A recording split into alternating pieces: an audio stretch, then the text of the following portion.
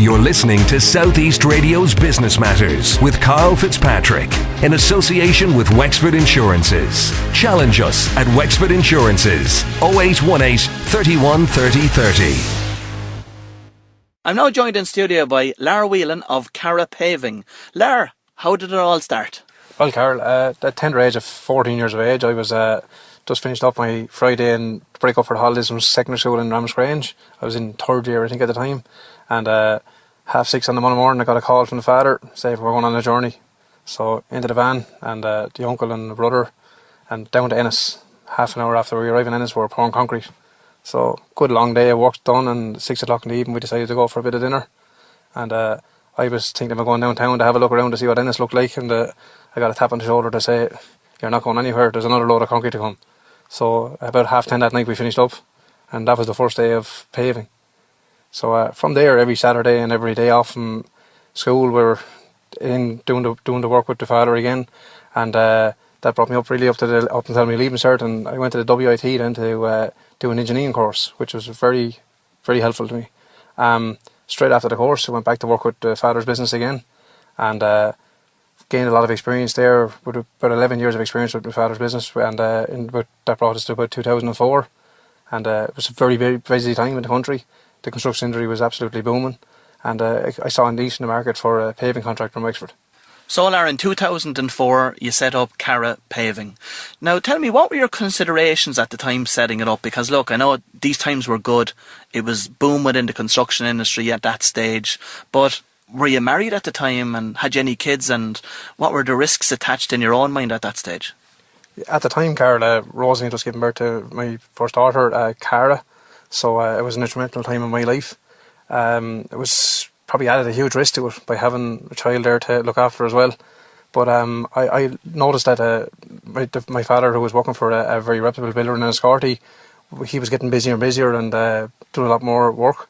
And I rang him to try and take the risk out of it and asked him if I set up on my own, would he have some work for me? And he said to me, "I have 6 days a week. If you want 7, give me a call." And thank God we're still working for him. He's been very good to us over the years and very loyal. So that took a huge risk away, and we're lucky to have that. Another consideration Carl I would have had was the fear of failure. Going in I had no background in business. I had 11 years experience in paving, and I would have saw my father run his business, but I had never run a business. Lar, that was certainly a very fortunate position to be in, starting out in business for the first time and knowing that you had the safeguard of work from that building contractor in Enniscorthy. So tell me about the first couple of years in business. How new was it for you? It was very new, but it was so busy, really. You were just concentrating on doing the paving side of it, which I was very experienced at, so that wasn't a problem. Until the thing started to fall asunder, I suppose, a little bit, before you realised that a paving just wasn't enough. You needed to be able to run a business as well as be on your knees and lay the paving. So really, Carl, for the first 12 months we worked for nobody else, really only the developer in Enniscorthy. He kept us very busy. And after that we got a call from another contractor in Wexford who was getting problems with some of his paving, and we set up another crew and had our second crew paving for him while we were still going with our first man. So that kept us very busy, and after a little while we started to get noticed. I suppose our presence was noticed, and we started to get calls to quote for residential work, and that would have brought us right up until the end of 2007. I'm interested in finding out what you did with a view to adapting the business, to change it from being solely dependent on a number of building contractors. We had to stand back and have a look and see where we were going, and we restructured the business. We had a look at our marketing. We had never advertised before, so that was something we had to look into in a big way.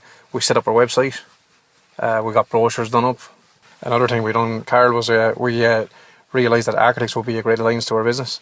So we contacted our architects, and now a lot of architects are recommending us for work. Okay, Lar, so you went from a situation whereby the company itself in the past never needed to advertise or market your services to a situation where it became a pivotal aspect of the business itself. How did your position change within the company with all of this going on? I suppose I wasn't as much hands-on on the paving side of it, in that I had to realise that there was a business to be run. So I have done a bit of research, and like I said before, I had no experience in business. So I had a look at the Wexford Local Development courses, and there was a course that was coming up with running our business in challenging times. I applied for the course. I was very lucky to get a position on it. was a 12-week course, and it was a huge benefit. So it upskilled me in a big way on the business side of it. Following the course, I realised that I needed to spend a lot more of my time working on the business rather than in the business. So I started to look at trade shows, spending more time meeting architects, and building a lot more alliances with other businesses in the construction sector, which we refer work to each other. Lar, the two fundamental aspects to your own business must be labour and products. How much time do you spend focusing on sourcing new and different products? I'm glad you asked me that, Carl. Quality products are a fundamental part of our business. We subscribe to an international paving magazine, which gives us the information on new products as they're coming out. We also attend international trade shows, which because there's so many different products coming out all the time, and some of our stuff we source from as far as New Zealand. I'd like to have a quick chat to you, Lara, about the availability of staff within the paving sector itself. How easy or difficult has it been for you to source staff? It actually hasn't been that easy, to be honest with you. You would imagine at this day and age it'd be fairly easy to get people to come to work, but it's not that easy. There's a lot of benefits there, I suppose, not to work. And the way it's set up at the moment, I suppose it's hard to balance which is right and which is wrong. Explain that for me, because look, I can understand maybe in some respect it's heavy work, it's manual, it's labour intensive, so it mightn't be work for everybody. But apart from that, what are the reasons why people are finding it difficult to make the shift from social welfare over to employment?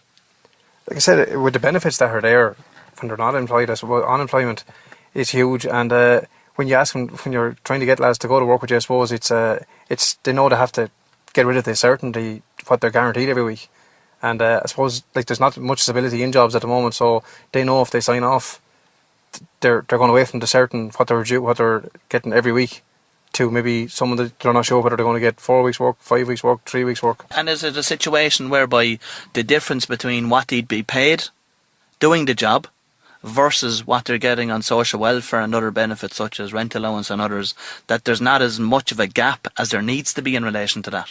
Certainly, yeah. I think it depends on the circumstances. But if you're talking with a guy with maybe 2 or 3 kids, it mightn't be a huge difference at all. You take maybe a bit of expenses into travelling and everything else into consideration. And like I said, I suppose it is heavy work. It's not as attractive as and then you also have the black market, which can bulk up a fella's wages very easily. So I'm going to talk to you about the black market in a minute, but before we do, what advice would you give to John Burton about changes to be made in relation to the social welfare system that would make it easier, let's say, for businesses in your own sector to get people to shift over from unemployment into employment with the likes of your own business? I suppose they should be able to follow up. First of all, if you put in an ad in the paper, there's no one following up whether a guy is taking the job or not. So maybe that should be looked into. There should be a base where businesses can apply for someone that's willing to work. So have you contacted the likes of FOS or the Department of Social Welfare looking for staff in the past? We have, and not much came out, to be honest. They can't really hand out names or numbers because it's breaking the privacy law, and so there's no real way of it. It seems to be useless for that, to be honest. There's no help to us at all. Okay, let's talk about the black economy for a second, because lots of trades people are finding that the black economy is the biggest challenge that they have in business today. How do you find it for your own business? The black economy is our biggest challenge. Say the commercial work is grand, it's not a problem there, but for us to stay alive at the moment we need to be doing residential work as well, and 9 times out of 10 you're pricing again the black market, and that's impossible, because when you consider that a business is paying insurance, he's paying his PRSI, he's paying his tax, pension schemes, all the rest, it just can't compete. Not a level playing field. Have you any specific examples of work you may have quoted for recently where you came across that? Yeah, there's a good few, to be honest with you, and 1 or 2 where we've dropped the prices to match the black market price, if you like, and once or twice where we've had the guy come back in when we've landed our materials on site, where the guy that's pricing from the black market has come back in and now want to lay our stuff. So it's thriving in the county. What's the solution to this, do you think? It needs to be policed better, I suppose. It needs to be watched. I suppose from the client's point of view, they're getting a cheaper job at the time, but it's not the future. Like, it's not going to bring the country back. It's not going to help create jobs. So it's Really, Laird, there's two ways of sorting this problem out. So the government increase the level of resources that they put into policing those out there on social welfare that are working in the black economy itself. Pretty hard job to do today with the limited resources that are available to the government, so probably not a very viable solution. Or the other one is you look at the individual, the homeowner themselves, that's getting the work done for somebody in the black economy. Today, they're cash strapped as well. Their taxation is increasing.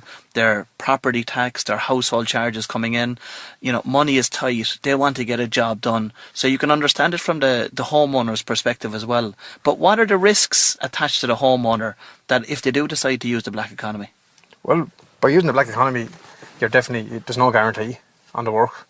You're not dealing with probably a credible person. And also, there's no insurance, which is a major issue. So if that guy or one of his guys hurts himself at the house while he's doing the work, you're paying for it basically. And that's probably a big issue. So like when you're using a credible builder or a credible paver, he's going to be insured. He's going to have a guarantee. He's going to have a reference to give you. You're going to be able to see his work somewhere. So like it might be a small few pound more than what it's paying for the black market, but you know what you're getting. They're all very fair points there. One of the reasons I've asked you to come into the show this morning with me is because I recently read that you were selected as the contractor to do the show garden at the recent Ideal Homes exhibition. Tell me how that came about. The Ideal Homes, they contacted us there before Christmas and asked us would we be interested in applying to be the main gardeners for the main show garden on the Shomra extension for the April 2013 show. We had a look at it. We proposed our design, and luckily we were chosen.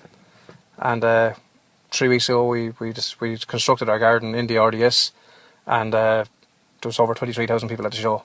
It was very positive. What benefit did it bring to your own business? We got lots of exposure. Like I said, we had lots of people walking on the garden. They were able to see our work, see our quality of products, see our quality of work, see our quality of design, have a chat with myself and some of the rest of our staff. So it was a huge benefit that way. That's very encouraging. I read also that the numbers for that particular show were up 30% this year, so they were up at 23,000, which is very encouraging as well to see people getting back out there and interacting with businesses in relation to getting some works done. Have you any idea in terms of why those people were at the show, what the breakdown of that was? The breakdown really was there was about 40% of people at the show that were either building or buying at the moment. So that's a good sign that people are starting to move.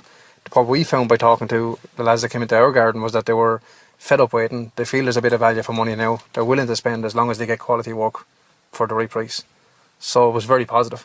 And a couple of the other traders we spoke to and some of the architects we spoke to at the show were very positive as well. They felt that there was real punters there. They were really wanting to do something. And hopefully it's a sign of things to come. From lots of people that I've spoken to in your own line of work and other related sectors within the construction industry over the last 2 years or that, they're telling me that the grey market seems to be the area of the largest opportunity to businesses like your own out there today. Was that reflected at the show a few weeks ago? I would say out of the 80 leads we got, 65 were lads over 55 years of age. That's for sure. It's definitely over the last couple of years, again, a lot of our residential work has been for the grey market, if you like. So I suppose they're in a stable position, they're in a better position than I suppose some of them 35 to 50. So they are definitely the ones that are doing a bit of work now. Lara, Wexford Chamber last week launched a new construction networking group in Wexford Town, which you're part of yourself. Tell me a little bit about that, please. Well, Carl, just before Christmas, I was having to think about the different ways of moving forward, I suppose, and generating more work. And just thought about the different guys that work outside the house, really the back garden or the front garden of a house, and the different trades that would be involved in that. So I approached the Wexford Chamber and asked them would they be interested in setting up a networking group.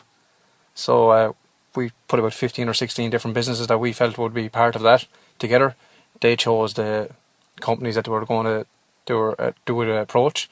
And on Wednesday morning, more than, I think it was 12 businesses turned up.